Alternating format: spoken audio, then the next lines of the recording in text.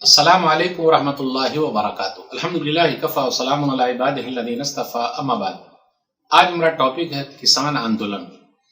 19 نومبر 2021 جمعہ کے دن پردھان منتری جی نے اعلان کیا کہ 3 کرشی قانون جو بنایا گیا کھیتی کے لیے، کسان کے لیے، وہ ہم واپس لے رہے ہیں۔ پردھان منتری جی نے لوگوں سے کہا، اور اسی طریقے سے انہوں نے کہا کچھ کمی رہ گئی، اس لیے ہم معافی بھی مانگتے ہیں۔ کسان وہ ڈٹے ہوئے ہیں، 1 سال سے بیٹھے ہوئے، ٹھنڈی ہے، گرمی ہے، بیٹھے ہوئے، دھوپ میں بیٹھے ہوئے ہیں۔ 700 کے قریب کہا جاتا ہے دنیا سے چلے بھی گئے۔ یاد رکھیے گا، یہ جو قانون ہے بھارت دیش کے اندر بہت پرانا چلا آ رہا تھا۔ علاؤدین خلجی کے زمانے میں زمین کے بارے میں جو قوانین بنائے گئے تھے وہی چلا آ رہا تھا۔ پھر اسی طریقے سے شیر شاہ سوری نے بھی اس کو رکھا، اکبر نے بھی ایسے ہی چلنے دیا، پھر اسی طریقے سے انگریزوں نے بھی اس کو ایسے ہی چلایا، چھیڑ چھاڑ نہیں کیا۔ ابھی پردھان منتری جی نے چھیڑ چھاڑ کیا تھا اور قانون کو بنانے کی کوشش کی تھی۔ خود انہوں نے کہا کہ ہم سمجھانے میں ذرا پیچھے رہ گئے، ہو سکتا ہے دوبارہ اصلاح کر کے، صحیح کر کے دوبارہ لوگوں کے سامنے لائیں گے۔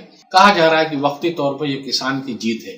کسی کی جیت ہو، کسی کی ہار ہو، ایسا نہیں ہے، بلکہ انسانوں کے لیے کام ہونا چاہیے، کسانوں کے لیے کام ہونا چاہیے، سب لوگوں کے لیے کام ہونا چاہیے، تاکہ ہمیشہ کے لیے یہ قانون ایسا بنا رہے جس میں سب کا فائدہ ہو، کسانوں کا فائدہ ہو۔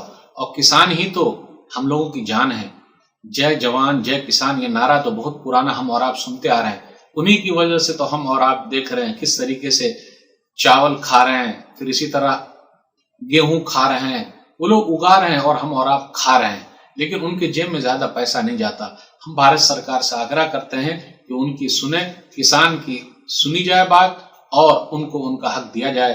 لیکن ابھی گودی میڈیا نے جو ان لوگوں کو دہشت گرد کہا تھا، ٹیررسٹ کہا تھا، پاکستانی کہا تھا، خالستانی کہا تھا، اب گودی میڈیا کو ایسا لگ رہا سانپ سونگھ گیا ہے۔ گودی میڈیا کو چاہیے کہ وہ معافی مانگے۔ پھر اسی طریقے سے 700 کے قریب جو کسان دنیا سے چلے گئے ہیں، کیا اس کو معاوضہ ملے گا؟ اس لیے بھارت سرکار سے آگرہ ہے کہ ان کا بھی خیال رکھے۔ یہ چند باتیں تھی۔ السلام علیکم ورحمۃ اللہ وبرکاتہ۔